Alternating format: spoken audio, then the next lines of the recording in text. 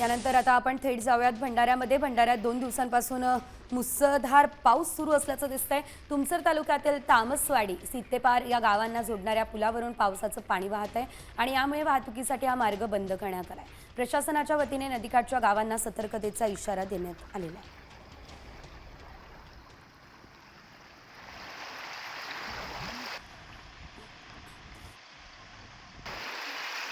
या संदर्भात अधिकची माहिती देत आहे आमचे प्रतिनिधी शुभम देशमुख। बघूया।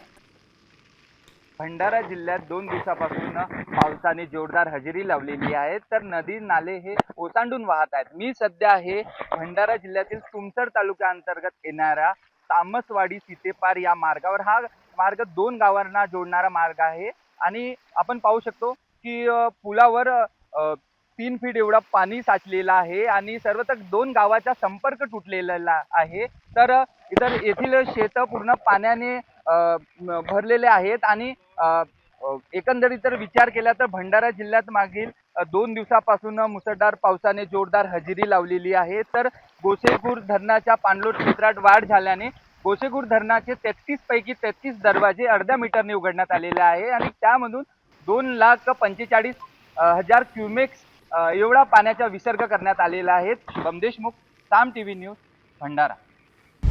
आता isakal.com आहे देशातील नंबर 1 ची मराठी न्यूज वेबसाईट। प्रत्येक अपडेटसाठी isakal.com ला नक्की भेट द्या।